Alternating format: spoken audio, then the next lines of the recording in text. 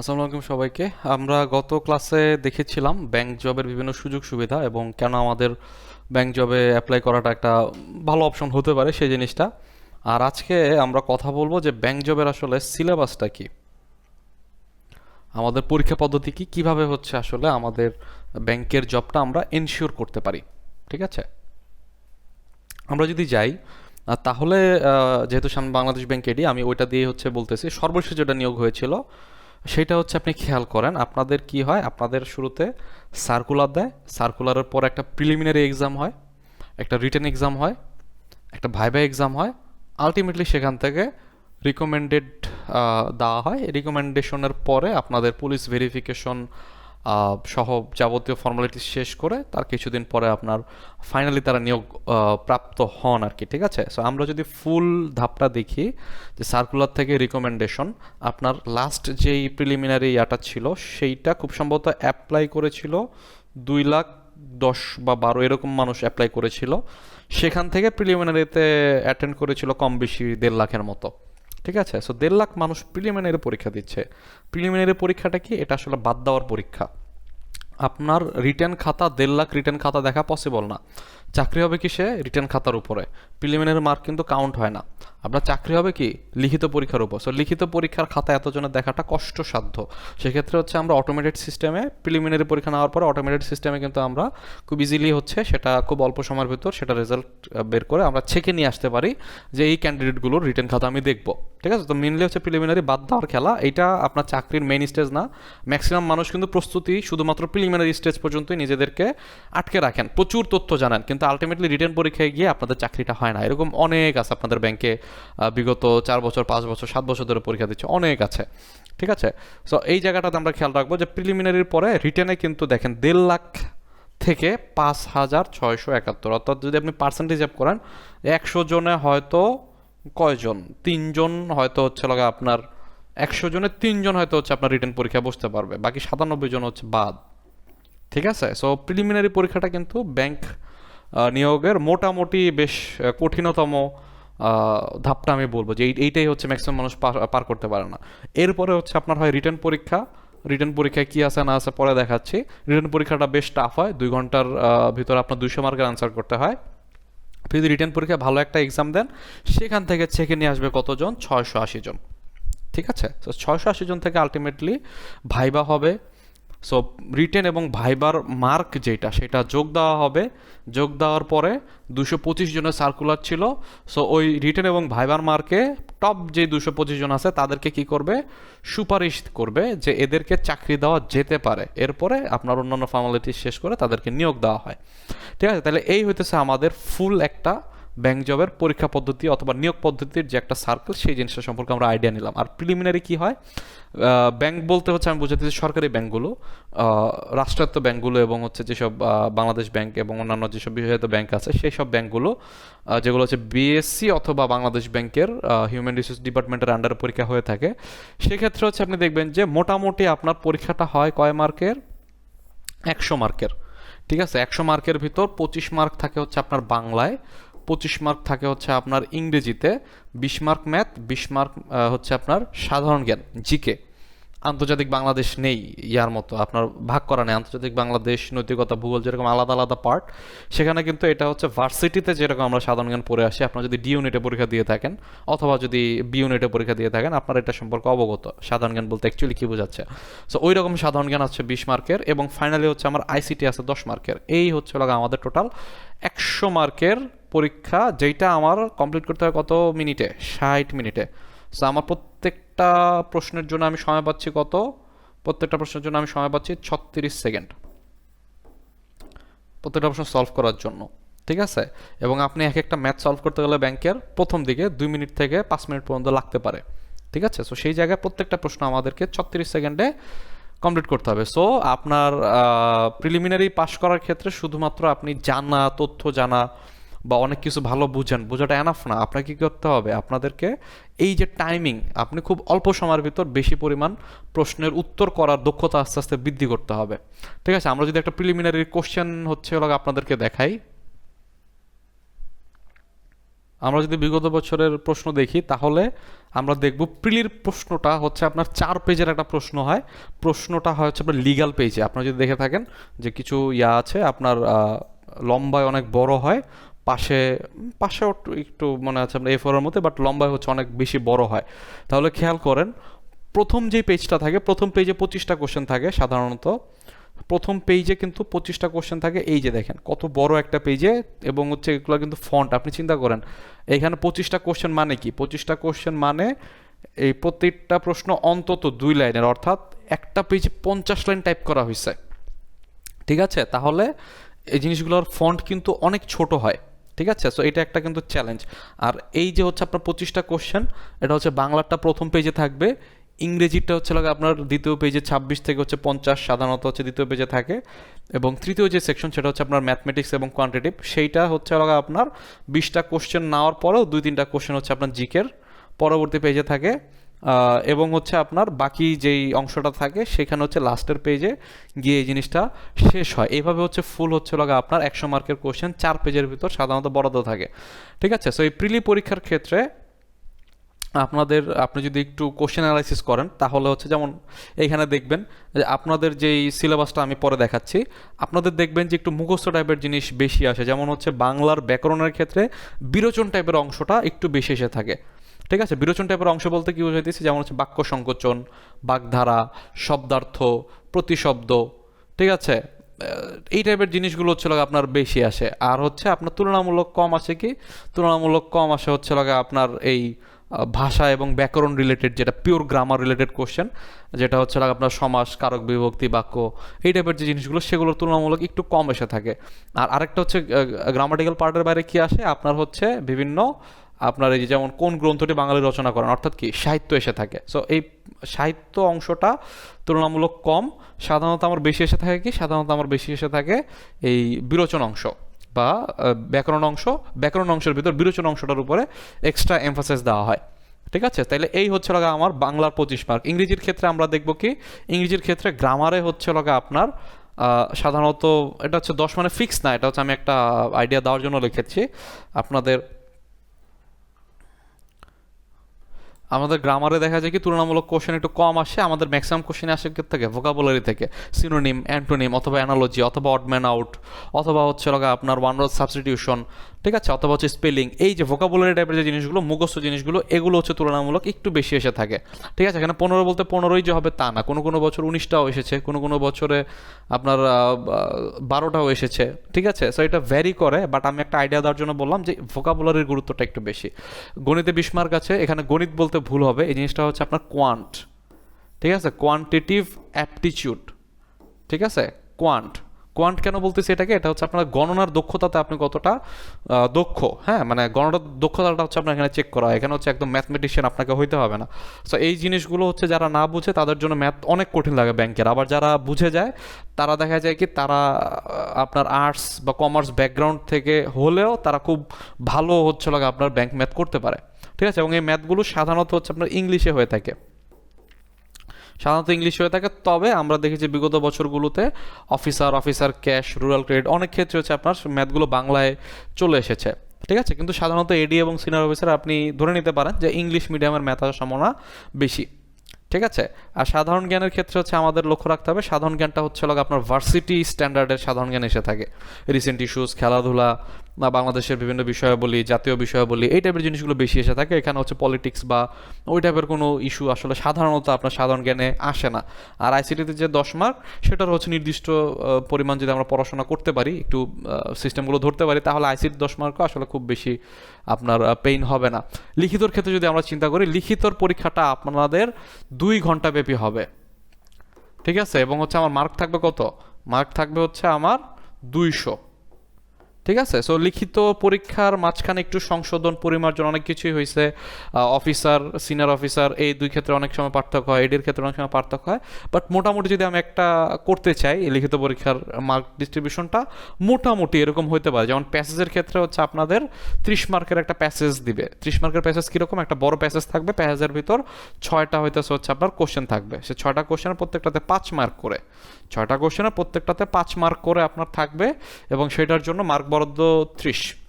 ঠিক ঠিক আছে? প্যাসেজ সলভিং এটা আসলে খুবই সিম্পল একটা জিনিস, ভিতরে তো লেখাই আছে, আপনার নতুন মানে এই জিনিসের জন্য আপনাদের আলাদা করে পড়ার দরকার নাই, তাই না? আসলে খুব ইজি একটা জিনিস, 30 নম্বর তো এমনি পারা যাবে, কিন্তু না, এই প্যাসেজেই হচ্ছে লগা মানুষজন অনেক বেশি হচ্ছে স্ট্রাগল করে, কারণ প্যাসেজে হচ্ছে প্রত্যেকটাতে 5 মার্ক, প্রত্যেকটাতে 5 মার্কের অনুসারে হচ্ছে আপনার লিখতে হবে। সো এগুলো লেখার টেকনিক আছে, খুব দ্রুত সলভ করার টেকনিক আছে, যারা সলভ করতে পারে না দ্রুত, এমনও আছে যে 30 মার্কের প্যাসেজ সলভ করে তার 1 ঘন্টা চলে যাবে। ঠিক আছে? সো এই জিনিসটা হচ্ছে আমরা মাথায় রাখবো। যে আমাদের সাথে বিগত বছর যারা হচ্ছে ক্লাসগুলো করেছিলেন তারা দেখা গেছে কি শুরুতে হচ্ছে 8 থেকে 10 পাইতেন, ঠিক আছে? তারা আলটিমেটলি 30-এর ভিতর শেষ পর্যন্ত আমাদের 21 থেকে 22 পর্যন্ত তাদেরকে আমরা দিতে বাধ্য হয়েছি। ঠিক আছে? মানে এই পরিমাণ হচ্ছে তারা মানে এত পরিমাণ হচ্ছে আপনার নিজেকে এনহ্যান্স করার সুযোগ থাকে। ঠিক আছে? আর এছাড়া হচ্ছে আপনার ম্যাথসে দেখেন, ম্যাথসে হচ্ছে আপনার 30 মার্কের ম্যাথ এসে থাকে, কোনো কোনো ক্ষেত্রে 25 মার্কের ম্যাথ এসে থাকে, সাধারণত 5টা ম্যাথ আসে 6 মার্কের অথবা 5 মার্কের। সো এই ম্যাথসগুলো আবার প্যাসেজ হচ্ছে অনেক সময় হচ্ছে 20 মার্কের এসে থাকে, সেগুলোর ক্ষেত্রে হচ্ছে আপনার 6টা কোশ্চেনের বদলে 4টা কোশ্চেন, ঠিক আছে? 4টা বা 6টা কোশ্চেন এসে থাকে।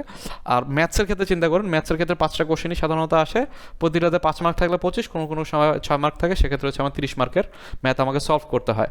ঠিক আছে? তো রিটেন ম্যাথের ক্ষেত্রে আমাদের খেয়াল রাখতে হয় যে ম্যাথগুলো আমাদেরকে বুঝাই দিয়ে আসতে হবে, আমাদের করাটাই বা উত্তর জানাটাই আমাদের সার্থকতা না, ম্যাথ করতে পারাটাই আমাদের সার্থকতা না, আমাদেরকে বুঝাই দিয়ে আসতে হবে অপর এন্ডে যে আমি এইভাবে ম্যাথটা করছি, না হলে অনেক ক্ষেত্রে হচ্ছে মার্ক কম আসে অথবা দেয়ই না। ঠিক আছে? আমাদের জিকে তো হচ্ছে 30 মার্কের জিকে এসে থাকে, 30 মার্কের জিকেরও হচ্ছে আপনার কিছু কমন প্যাটার্ন আছে, ওই জিকেগুলো ঘুরে ফিরে আসে, এবং এগুলো হচ্ছে আপনাদের অপশন যেহেতু থাকে প্রিলিতে, খুব ইজিলি হচ্ছে আপনি ফাইন্ড আউট করতে পারেন, নামটা মনে মানে পেটে আছে, মুখে আসতেছে না। সো এইখানে কিন্তু লিখিত জিকে কিন্তু এই জিনিসটার কোনো সুযোগ নাই, কারণ এইখানে হচ্ছে আপনার লিখে আসতে হবে, কোনো একজন ব্যক্তির নাম লিখে আসতে হবে, রাইট? সো এই জন্য হচ্ছে আপনাদের লিখিত জিকেটা যথেষ্ট চ্যালেঞ্জিং হয়ে থাকে। ট্রান্সলেশনের ক্ষেত্রে কখনো 10 থাকে, কখনো 20 থাকে।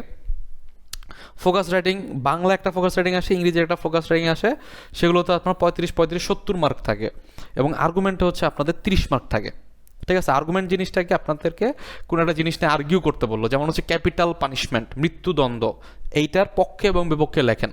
ঠিক আছে? যেহেতু আইন শৃঙ্খলা রক্ষাকারী বাহিনীর কি করা উচিত, একটা মানুষকে, যে কেউ যদি অপরাধী হয় তাকে হচ্ছে একটা সুন্দর জীবনে ফিরে আনা উচিত, এটা হচ্ছে আপনার আইন শৃঙ্খলা প্রয়োগ করে বাহিনীর কাজ। তো সেক্ষেত্রে হচ্ছে ক্যাপিটাল পানিশমেন্ট কতটা যুক্তিযুক্ত, তো এটা নিয়ে হচ্ছে আপনি পক্ষে এবং বিপক্ষে হচ্ছে আপনি যুক্তি দিবেন, এইটাই হচ্ছে আপনার আর্গুমেন্ট, রাইট? সো এরকম হচ্ছে বিভিন্ন টপিক নিয়ে দেখতে আর্গুমেন্ট আসে, এবং এগুলোর কোনো মা বাপ নাই, এগুলোর কোনো আছে না, আপনি ফোকাস কমন ফেলাইতে পারবেন, এগুলো নিয়ে আলোচনা হচ্ছে, ফোকাস আপনার কমন আসবে, কিন্তু আর্গুমেন্ট হচ্ছে আপনার কমন ফেলানোটা খুব খুব খুব বেশি টাফ। ঠিক আছে? সো এই পুরো জিনিসটা থেকে আমরা যেটা বুঝতেছি, এইটা ফ্রি হ্যান্ড রাইটিং, এইটা ফ্রি হ্যান্ড রাইটিং, এইটা ফ্রি হ্যান্ড রাইটিং, এটা ফ্রি হ্যান্ড রাইটিং, অর্থাৎ হচ্ছে 200 মার্কের পরীক্ষার ভিতর ফ্রি হ্যান্ড রাইটিংয়ের ভিতরে মোটামুটি 130 মার্ক আছে, এবং ট্রান্সলেশনও কোনো কোনো ক্ষেত্রে আপনার ফ্রি হ্যান্ড রাইটিংয়ের সাথে যুক্ত হইতে পারে। সো ফ্রি হ্যান্ড রাইটিং ছাড়া আপনার ব্যাংক জব ক্র্যাক করা, বিশেষ করে এডি বা সিনিয়র অফিসার ক্র্যাক করা খুব বেশি টাফ, যদি আপনার ফ্রি হ্যান্ড রাইটিং হচ্ছে খারাপ থাকে।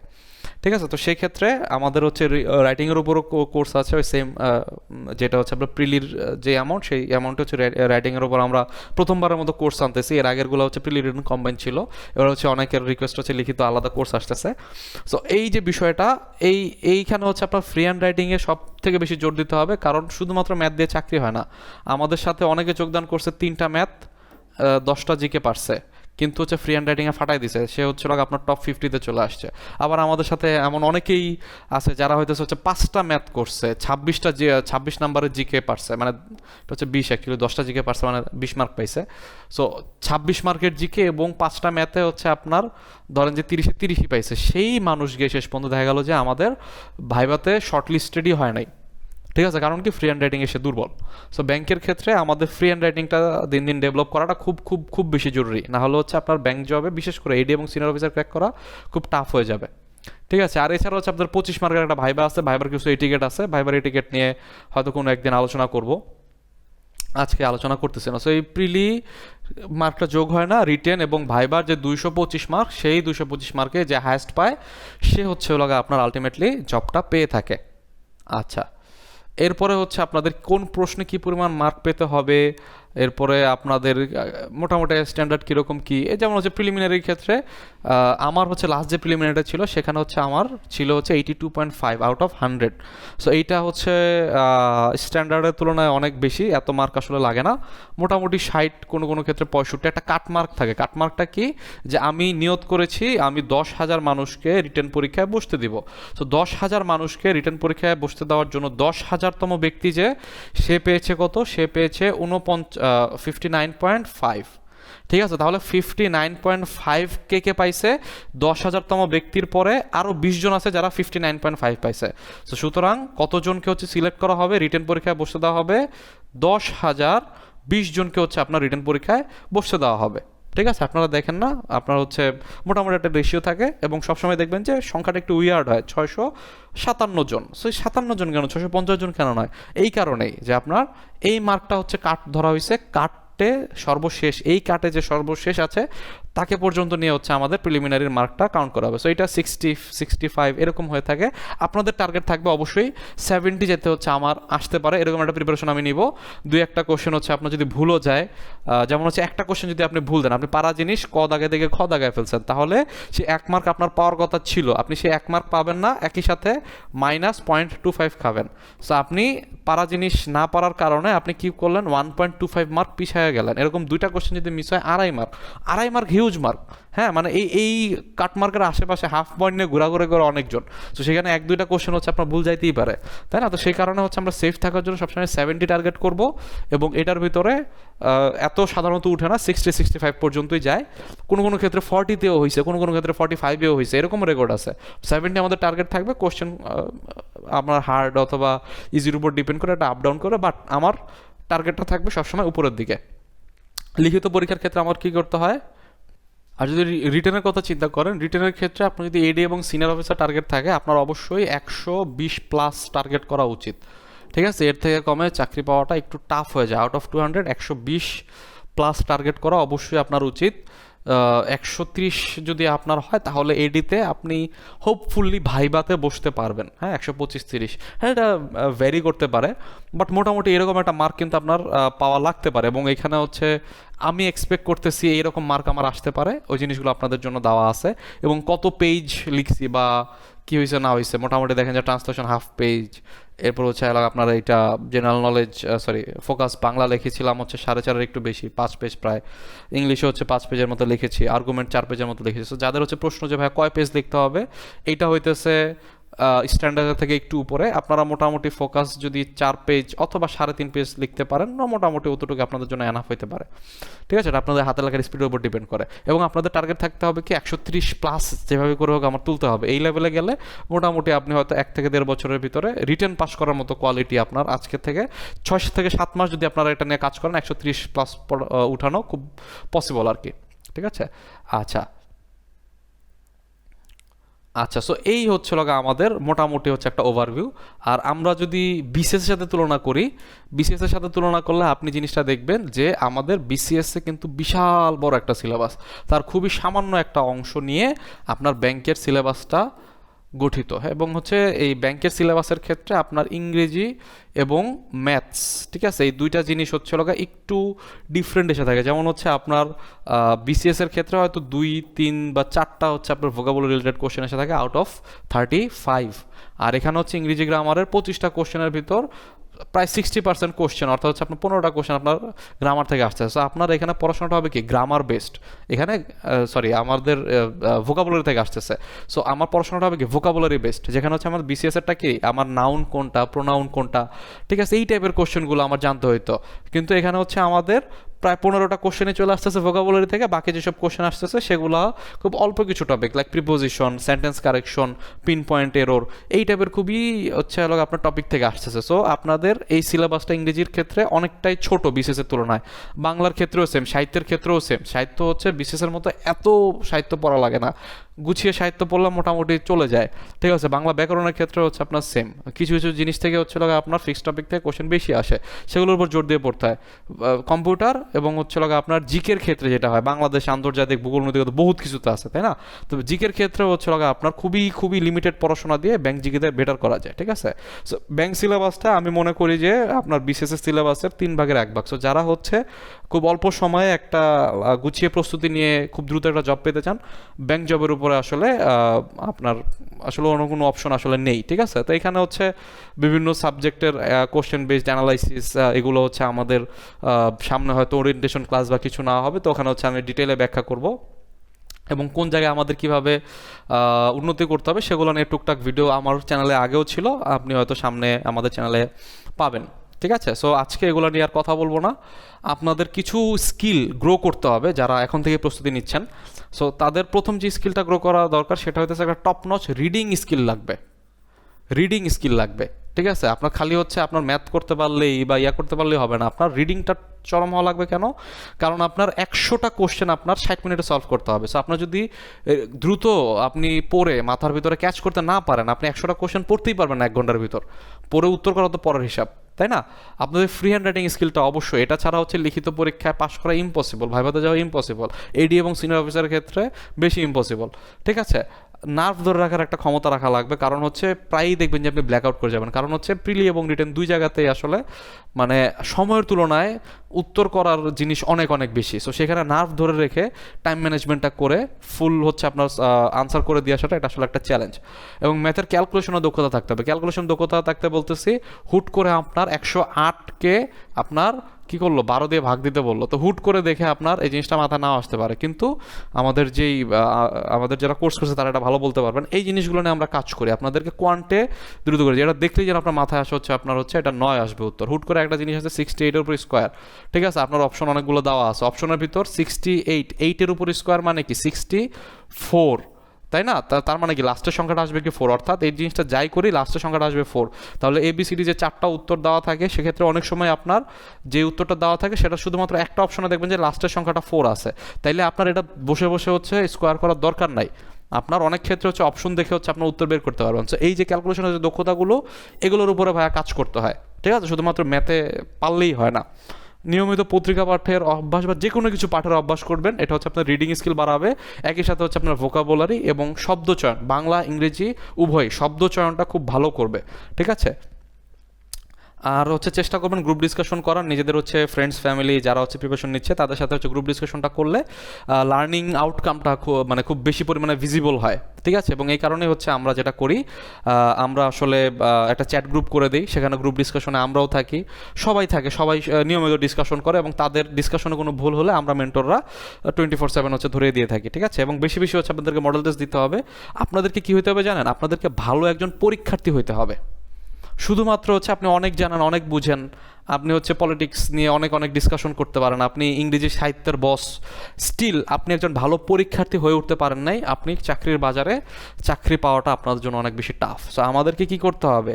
ভালো শিক্ষার্থী বা ভালো হচ্ছে আপনার জানার থেকেও সবচেয়ে বেশি যেটা জরুরি আনফর্চুনেটলি সেটা হচ্ছে আমাদের যেটা করতে হবে, ভালো একজন পরীক্ষার্থী হতে হবে। এবং ভালো পরীক্ষার্থী হতে হলে বেশি বেশি মডেল টেস্ট দেওয়ার কোনো বিকল্প নাই। এবং আমাদের সাধারণত প্রচুর মডেল টেস্ট হয়ে থাকে, 100-150, মানে ঠিক ঠিকানা নাই, মডেল টেস্ট প্রচুর পরিমাণে আমরা নিয়ে থাকি, সপ্তাহে কয়েকটা নিয়ে থাকি, ঠিক আছে। সো এই কারণে হচ্ছে আমাদের যারা হচ্ছে স্টুডেন্ট থাকে তাদেরকে জাস্ট হচ্ছে পরীক্ষার এনভায়রনমেন্টের সাথে হচ্ছে আপনাদের পরিচয় করে দেওয়াটা আর কি, ঠিক আছে।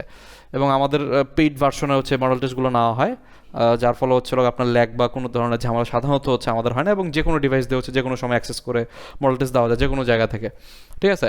সো এই হচ্ছে আপনাদের কিছু গুরুত্বপূর্ণ স্কিল যেগুলো ছাড়া আসলে আপনাদের খুব কষ্ট হয়ে যাবে হচ্ছে ব্যাংক জবটা ইনশিওর করা। এবং আপনাদের যদি আমি বলি কী কী ভুল আছে আপনাদের, আমি মনে করি যে আপনারা অনেকেই ডেভেলপ করার পিছনে টাইম দেয় না, ঠিক আছে, শুধুমাত্র হচ্ছে পড়তেছি তথ্য মুখস্থ করতেছি, কিন্তু আমার যে ডেভেলপমেন্ট, আমি যে একটা জিনিস কনসেপ্টটা ভালো বুঝি, আমি যে গুছিয়ে লিখতে পারি, এই জিনিসগুলোর উপর আসলে আমরা জোর খুব কম দিই। আমরা ম্যাথ অনেক পারি কিন্তু ক্যালকুলেশন আমরা পারি না। সো আমাদের কি ম্যাথ পারা সত্ত্বেও 20টা ম্যাথে পারি, পরীক্ষা হলো 4টা ম্যাথ করে দিয়ে আসলাম, 5টা ম্যাথ করে দিয়ে আসলাম।